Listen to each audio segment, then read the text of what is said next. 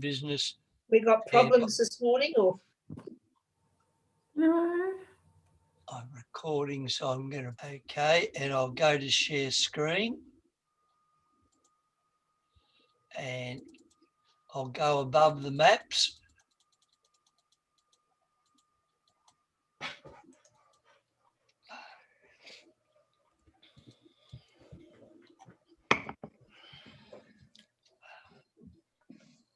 And bring it down to 11.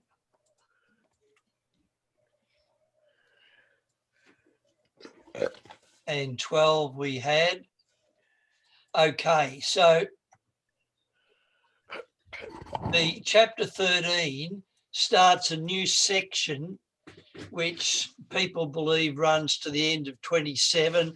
You can argue it should be till 29, but it reaffirms a pattern of arrogant, proud leaders of nations who will be used by Yahweh to perform judgment on Israel, Judah, and other nations for sin, for pride, and also for cruelty. In fact, as you'll see,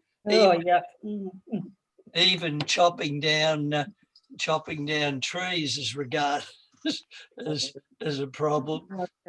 Yeah. And the theme of a restored, refined Judah will continue. But what you've got here is you start on the big picture people, the big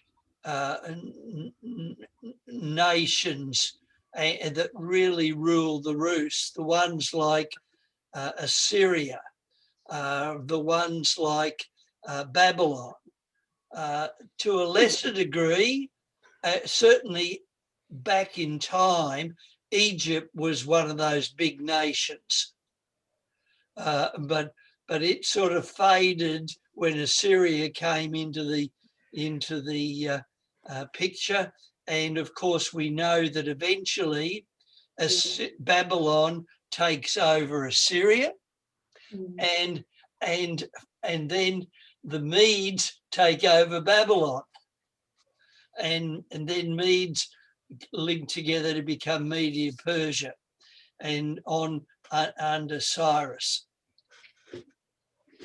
So they're the big ones, but there's also the little nations like Israel, like Judah, like Moab, like Elam, like the Philistines.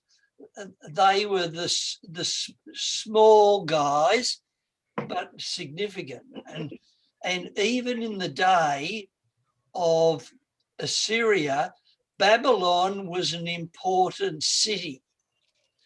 And in the time of Tilgath-Pileser, Babylon was a kind of acted like a sort of a vassal. The king of Babylon sort of paid tribute to Tilgath-Pileser, and that worked well until that king of Babylon died, and then you had the starting of a series of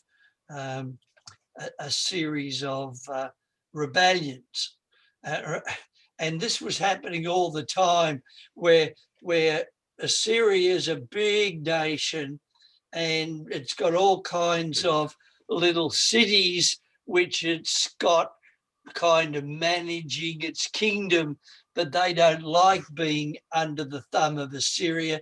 And when Assyria gets a bit weakened, because there will be Assyrian kings that die, and there's these little kingdoms try and stitch together. Remember that you had Damascus, you had Syria and Israel, and I think it was Edom, working together, and they were getting tough with Jerusalem, trying to get them in to form a kind of a fork sort of kingdom, small kingdom sort of coalition, which could stand up against and break away from Assyria.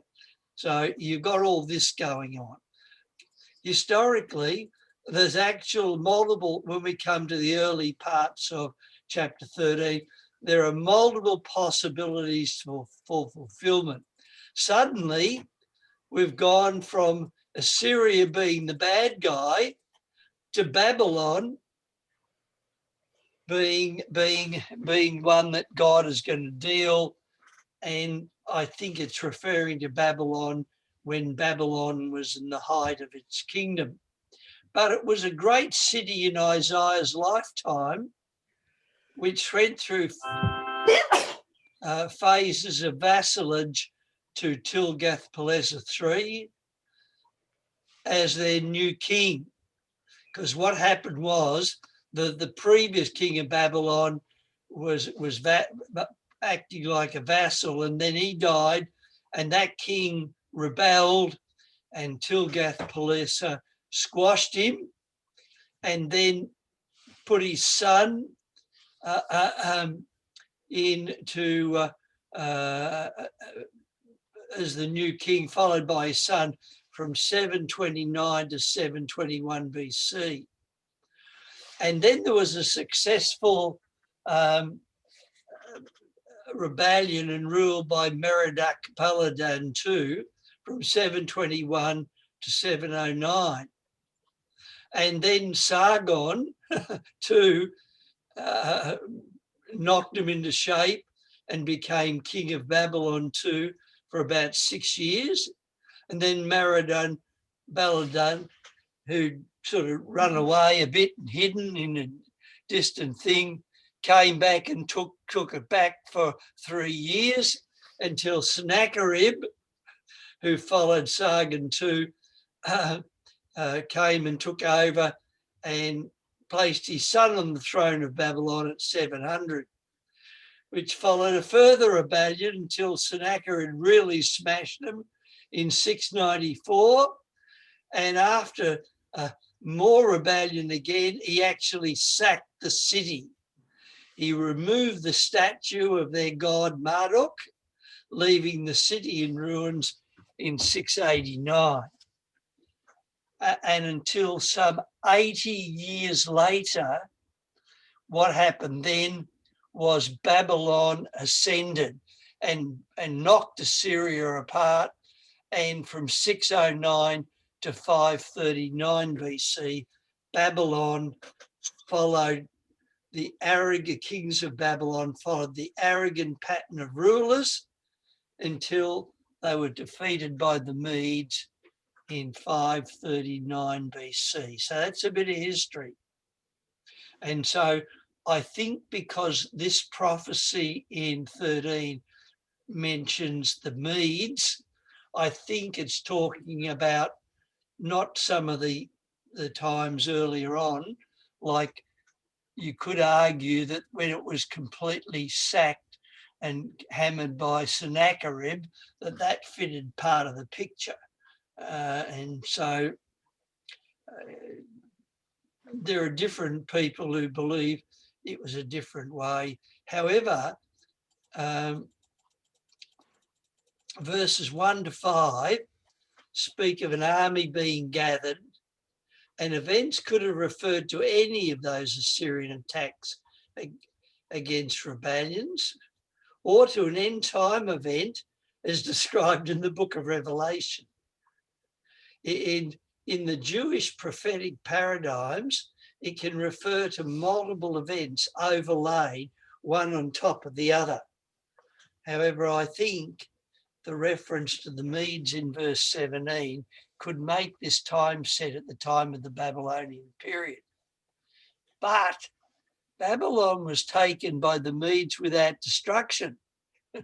Remember, they came in, I think, by the aqueducts from memory, the times of the Syrian. But the times of the Syrian and Babylonian were full of wars and destructions. And I want you to think of this time where you've got sort of from about 700 to about, you've got a couple of 100 years where it's wars and destructions and things being knocked out, and you've got the people of Israel trying to make sense of all this. And you could argue that we live in a time of Chinese attempted ascendancy, of the ascendancy of the US, which has been on the wane for some time. And you've got little countries, and you've got all this, and we try and make sense of that. Sometimes we think it's the hand of God. Sometimes we think it's the hand of man. Hard to know. So here we go. Isaiah 13, verse 1, the proclamation or the burden. The word in the Hebrew talks about burdens, and it's like a prophetic burden about Babylon, seen by Isaiah, son of Amos. And he says, on a bare hill, hoist a signal. I should have had that. I'm going to. On a bare hill, hoist a signal. Shout for them. Actually, I'm going to take that out, because what you've got here is you've got, that's on a bare hill, you hoist a signal. You shout for them. You beckon them to come where? To the nobles' gates. So it's kind of calling. And I said, God is saying, I've issued orders to my consecrated or sacred warriors. I've summoned my heroes or mighty men to serve my anger, my proud champions, my exalting ones of arrogance. And these are the ones, interesting, God has set them apart, consecrated them, serving his anger, and they're the ones I think will be the Medes. It could be the ones who set aside the Assyrians to knock off Babylon.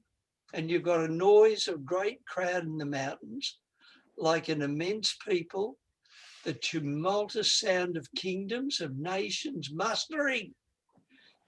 It is Yahweh Sebaoth marshalling the troops for battle. And he's saying, in this time, with all this stuff going on, don't forget, I am ruling and I'm marshalling troops to battle, and they're going to come from a distant country, from far horizons.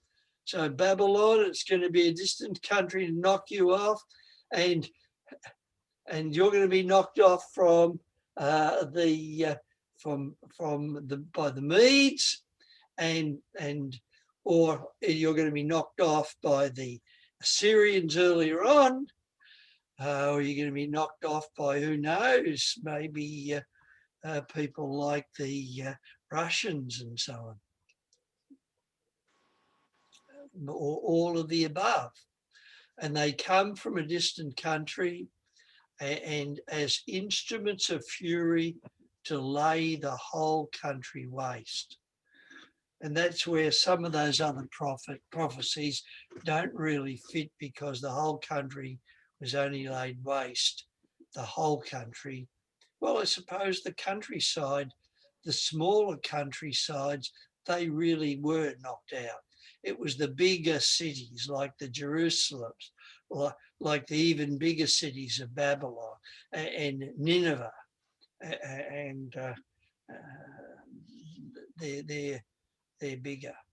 And there was a promise of devastation, a time of fear and hopelessness. And day of the Lord is a day of God's judgment. How? For the day of Yahweh is near, coming like devastation from Shaddai, destroyer almighty. This is why all hands fall limp, why all men are losing heart. Seized with pains and convulsions, they writhe like a woman, and they look to one another, appalled with feverish faces. because in that day, they're going to be scared. And it's coming. It's cosmic in its extent, which is why I think it definitely has a revelation application. With wrath and burning anger to reduce the country to a desert and root the sinners out for the stars of the sky and Orion will shed their light no longer. The sun will be dark or darkened when it rises, and the moon will no longer give its light. Well, if you knock out the sun, there's no reflective light. So it's going to be cosmic. And we see those kind of statements about the day of the Lord. And you can have a mini day of the Lord, a mini judgment on nations, but you got a maxi one that's coming. And it's a day continually of punishment for wickedness, arrogance and pride. And he said, I'm going to punish the world for its wickedness and the wicked for their guilt, to put an end to the pride of the arrogant and humble the haughtiness of despots, because the rulers got too big a head. They were proud, arrogant, and they ruled with harsh cruelty and wickedness. And he says, I'm going to make people scarcer than pure gold, human life than the gold of Ophir. This is why I'm going to shake the heavens, while the earth will reel on its foundations under the wrath of Yahweh Sabaoth, the day when his anger ignites. Then, like a hunted gazelle, like sheep that nobody gathers in, everyone will head back to his people and everyone will flee to his native land.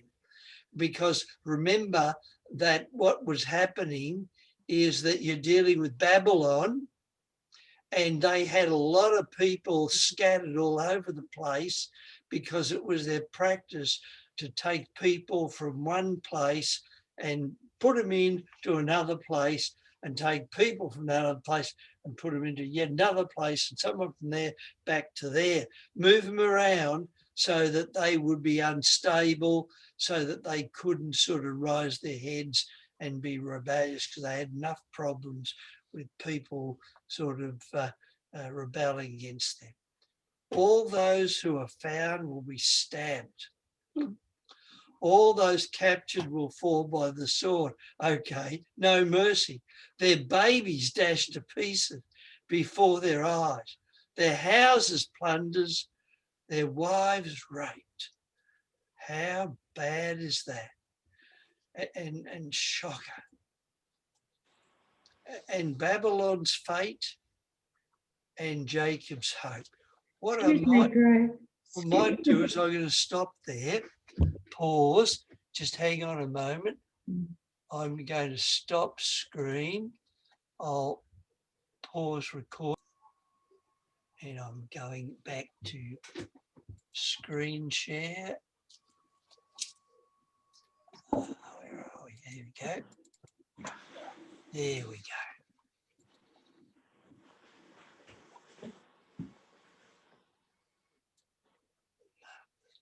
Then like a hunted gazelle, yeah. Babylon's fate, it comes on to and Jacob's hope. Significant issues in this section compared to known past history. Because look, against them I'm stirring up the Medes. Now, it's also true that the Medes didn't just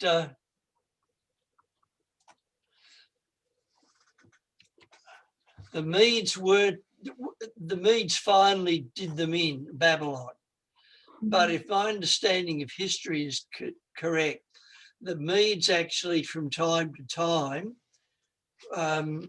were sometimes part vassalage and part sort of rebellion. The Medes were a wide number of people, and some parts were vassalage, some parts were rebellion, and some parts even in times of Babylon ascendancy, sometimes the Medes were involved in causing them trouble until finally the Medes took them up, who care nothing for silver, who set no value for gold. You can't buy them off. Remember, one of the ways were when vassals misbehave, they bought them off with money. It's saying, I'm stirring at the Medes and they're going to care. Bows will annihilate young men, and they will have no pity for the fruit of the moon or mercy in their eyes for children. Just go. And Babylon, that pearl of kingdoms, that splendid jewel of the Chaldeans, will be like Sodom and Gomorrah, overthrown by God. And that's why I think this is end time thing, in part, because I don't think when the Medes did them in, they actually did that kind of stuff. Never again will anyone live there or reside there for generations to come. I don't believe that when Babylon was destroyed, that never would the Arab pitch their tent there, or shepherds bring their flocks to rest. But beasts of the desert will make their haunt there, and owls fill their houses. Their ostriches will settle their homes. Their goats will dance. Hyenas will howl and tower. In other words, for doom is about to come, and its days will not last long. So it's talking about, absolute wiping out.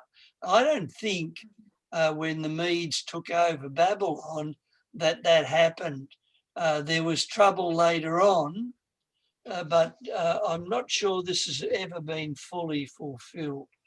Does anybody have any further light to put on that? It sounds to me like the Medes could, I mean, it's part of Iran today, and they don't consider, the Muslims there don't consider gold, they're just after, things for Islam. So it could be around. And it could be that Islam will be part of the force that except Babylon. That's the tricky part. The tricky part. The Babylon is going to be destroyed, but I don't think in the days of the end times, I think it's God who actually wipes it out, isn't it? Mr. Dam is saying he was, Babylon was still being talked about when he was alive in Iraq. So, I mean. I understood the Medes were, well, the ancestors of the Kurds, which are more in Iraq and part of Turkey. Yes, I think. Rather than Iran. Yeah, I think you're probably right. But Babylon is going to be hit by God's judgment. I believe he will stir up the Medes for part of that judgment. I reckon later on at the end times, he will finish that judgment off by himself. That's what I think, because I don't think Babylon was utterly, totally destroyed, even certainly not in the first taking of Babylon by the Medes. Because there's the hanging gardens of Babylon and all those things in the time too, wasn't there? All right, well, let's go on to this next part. Yahweh will have pity on Jacob, and he will choose Israel once more and resettle them on their native soil. Foreigners will join them, attaching them to the house of Jacob. People will take them and escort them home, and the house of Israel will take them as slaves. Men and women on Yahweh's soil, they will enslave those who enslave them, and they will master their oppressors. And some of that could be argued into the time when after Cyrus sent them back. But what it's talking about is after Babylon and the Mede destruction, there's going to be some pity on Jacob. And after the final Babylon gets, Babylon gets taken out, then Israel is going to be in the ascendancy. When Yahweh defeats Babylon, Israel may take up a taunt song now against Babylon's king. And when that day comes and Yahweh gives you rest from suffering and torment and grim servitude to which you've been subjected, you will recite this satire or this parable on the king of Babylon and say, how did this tyrant end? How did his arrogance end? Yahweh has broken the staff of the wicked, the scepter of rulers, furiously lashing people with continual blows, angrily hammering nations, pursuing without respite. The whole world is at rest and calm. Shouts of joy. The cypresses and the cedars of Lebanon rejoice aloud at your fate. Now that you've been laid down, no one comes to fell us, because in the siege warfare, they use the trees for kind of ladders and also ramps and whatever. Battering rams. Battering rams, all of that. Yeah, exactly. So this is a satire. This is a picture.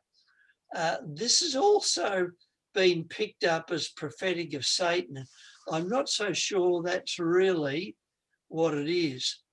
On your account, Sheol below is astir to greet your revival. It's a picture of the king of Babylon. He has roused Sheol, the place of the dead, has roused the ghosts to greet you. All the rulers / rams of the world. He has made all the kings of the nations get up from their thrones down below in Sheol. Picture. They will all greet you with words. So you too are now as weak as we are. You too have become like us because we're dead. Your pride has been flung down to Sheol with the music of your lyres. Under you, a mattress of maggots. Over you, a blanket of worms. It's a picture of the body of the ruler. It's saying, like, you've gone down to Sheol and your body, it's just rotten. How did you come to fall from heaven's day star? That's like the morning star, shining one, sometimes translated Lucifer. Son of dawn, son of the morning. And the picture is I think, of Venus as the morning star, which means it shines very, very bright until the sun comes up. And when the sun comes up, you can't see it anymore, it fades. And it only you can see it again when the sun's gone. And that's a picture, like you were shining like a day star, but mate, the sun's come up and you're just not visible anymore. You who used to think to yourself, I shall scale the heavens higher than the stars of God. I shall set my throne. I shall sit on the mountains of assemblies to the far north. I shall climb high above the clouds. I shall rival the Most High. Now, that may well be a picture of what Satan thought when he when he sort of attempted to take over the rebellion against God. But here it's a picture of a satire of the king of Babylon, and says, okay, you thought you were that big, but fella, you've been flung down to Sheol into the depths of the abyss. You're not way up there on high, you're down the bottom of the pile. When they see you, they will scrutinize you and consider what you have become. Is this the man who made the world tremble, who overthrew kingdoms? He made the world a desert. He leveled cities. He never freed his prisoners to go home, like this particular king. And actually, they often did, not to go home, to go somewhere else. But he didn't do that. All other kings of nations, all of them lie honourably, each in his own tomb. Well, their bodies. But you've been thrown away, unburied like a loathsome branch, covered with heaps of slain, pierced by the sword, who fall on the rocks of the abyss like trampled carrion. You will not rejoin them in the grave, for you've brought your country to ruin and destroyed your people. The offspring of the wicked leave no name behind them. And then in this it says, make ready to slaughter the sons for the guilt of the father. Never again must they rise to conquer the world and cover the face of the earth with their cities. I will rise against you. Now, that's their song. Perhaps I should have broken it. Up, up, up. Up, up, up. Sorry. Is it visible now?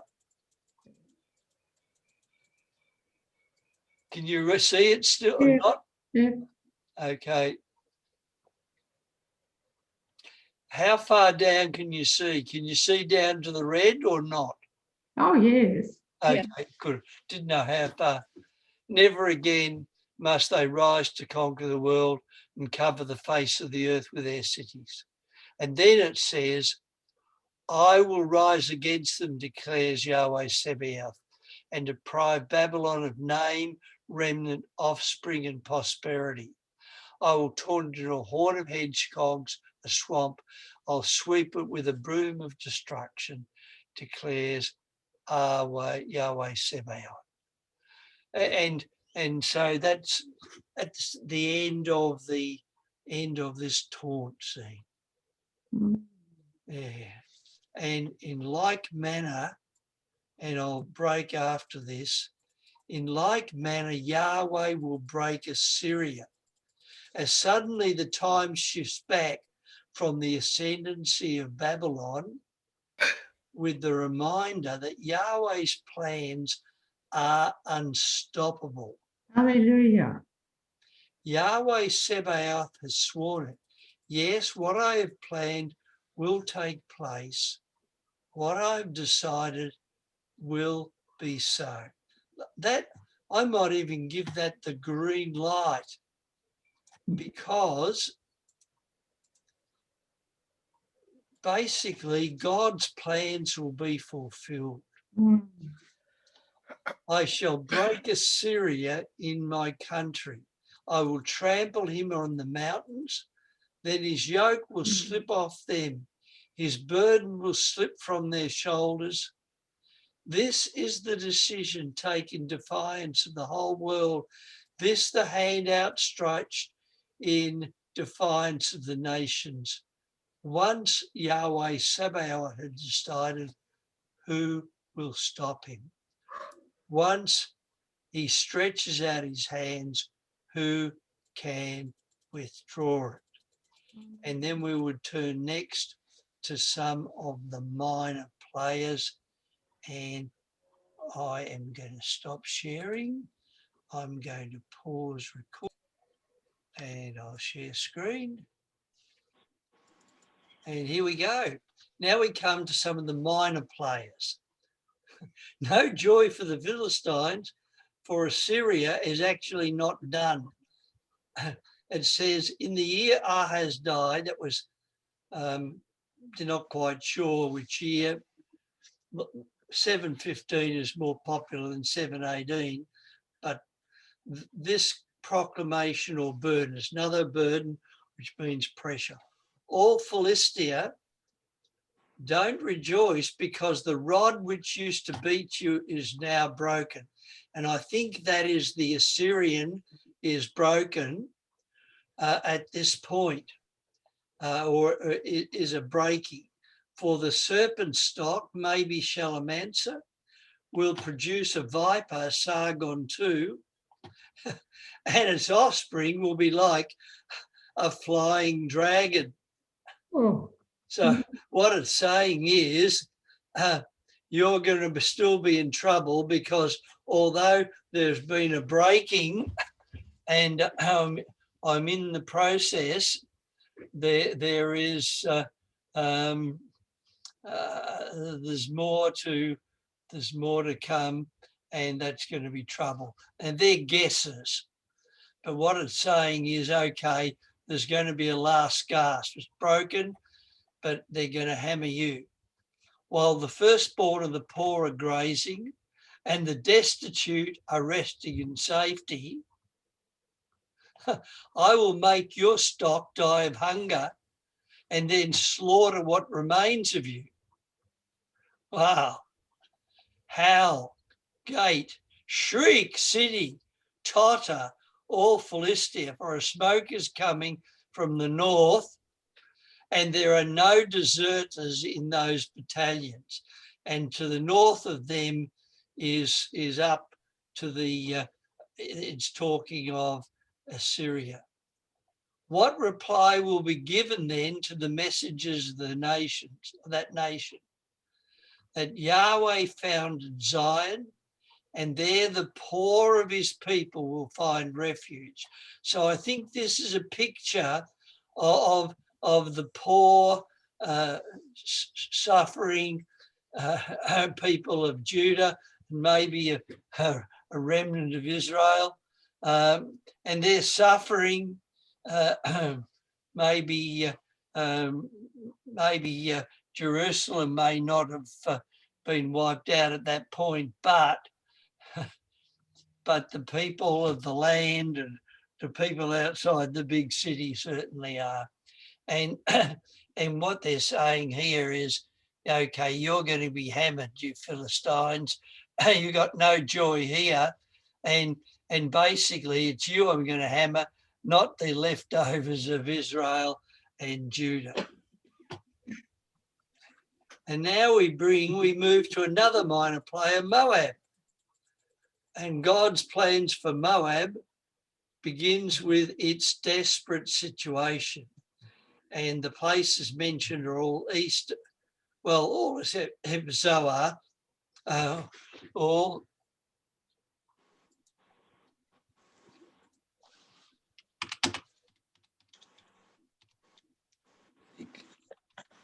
except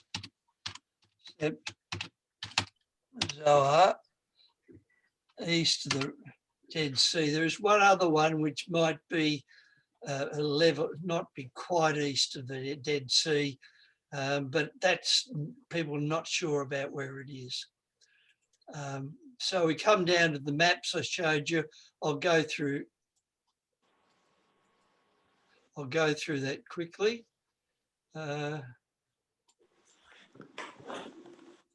Again, revising, there's one place that they think is up here, up north, just north of the Red Sea, and not quite east, but Heshbon and Diblon is east, and then Moab, you've got Kir, the main city, and the next map takes this circle which covers Dibon and Heshbon and gives a bit more detail, and the one after that goes below, covers a bit of the Red Sea, and down here covers Zoar. It's not Red Sea, Dead Sea, I'm saying, yep. And doesn't have Ker in it. So here you are up the top. And here's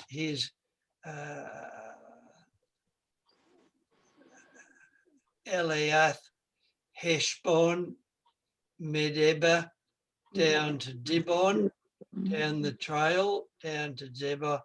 To the left, you've got Nebo or Nebo, and you've got some of the other places they talk about up there in the hill country, which I haven't included in the maps. And you've got the waters of Nimrim along here, and you've got Zoar down the bottom, and up here is Ker, right up the top and beyond the map. So, proclamation of burden about Moab, laid waste and Ker lies silent. Dibon, remember, climbed to the high places.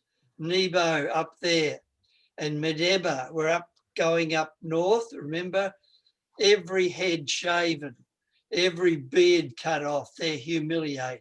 They wear sackcloth in the sheets, on their roofs, in their squares. Everyone's lamenting, collapsing in tears. Then you're kind of Heshbon and Eliah crying out distress, can be heard as far as Jahaz. Not sure where Jahaz is. That's why the warriors of Moab are shivering. His soul trembles at the sound. They're scared stiff. His heart cries out in distress for Moab, whose fugitives are already at Zoar. So some of them are actually running out nearly at Elglath. I didn't check that out. But, so that's really, they're running down sort of down the Dead Sea there. I think some are actually running up the top. They climb the slopes of Luhith. That's sort of somewhere down below between Dibon and Nebo, and over on the left side up in the hill country. The waters of Nimrim have become a lace ground. The grass dried up, plants withered away. That's why they're carrying, they could savour their stores across the ravine of the willows, for the cry of help echoing around, the wailing right to Eglaim, they're wailing. Dibon's waters. So you've got terrible, terrible slaughter of Moab. And what they say, and I didn't ask you at 16, but I'm going to go on to it and you have a look at it later, because it really, I hadn't realised until I studied it, it fits together. They're saying, send a lamb to the ruler of the land from Selah by the desert to the mountain of the daughter of Zion. In other words, they're given advice that they need to get some help. They need to try and make a treaty with Jerusalem. For as soon like a flooded bird, the nestlings cast out with the women of Moab at the fords of Arnon.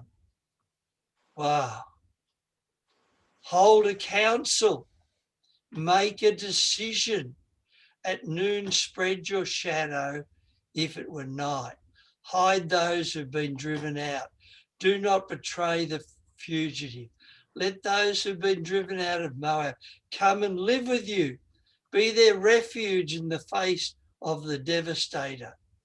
Once the oppression is past and the devastation is stopped, and those now trampling the country that are gone, the throne will be made secure in faithful love, and it will sit in constancy within the tent of David, a judge seeking fair judgment and pursuing uprightness. So it's kind of saying, listen, this is what you need to do.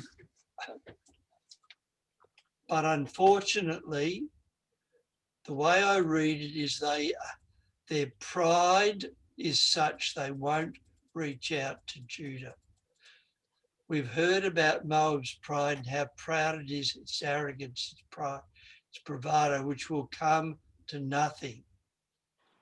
So Moab is wailing for Moab, wailing for every one of them. For raisin cakes, this was relating to, I think, worship of the Queen of Heaven. For Kir Haresh you mourn, stricken with grief. For Heshbon's vineyards are withering. And Sibmah is up near Nebo. It was actually under, it was the S under that round red thingo. Whose red grapes used to overcome the overlords of the nations. It used to reach to Jezer. It wound its way into the desert. Its shoots grew numerous. They spread across the sea. So I weep as Jazer weeps for the vine of Sibmah. I water you with my tears, Heshbon and Elal. For over you the harvest and vintage, the cheering has died away. Joy and gladness have vanished from the orchards. No more revelry in the vineyards, no more happy shouting, no more tread of vines in the presses. That cheering has ceased. That is my whole being quivers like a harp from Moab. God has a degree of pain.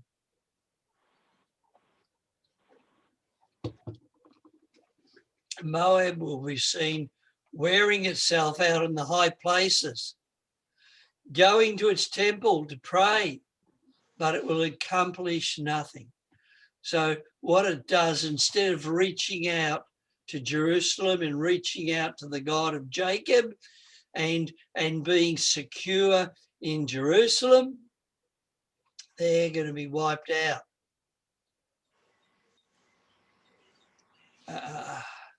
Because it just didn't work. And such was the word which Yahweh spake of Moab in the past. And now Yahweh has spoken these terms. When in 3 years, as a hired worker reckons them, the glory of Moab will be humbled. Despite its teeming population, it will be reduced to nothing, an insignificant remnant. Wow. Wow.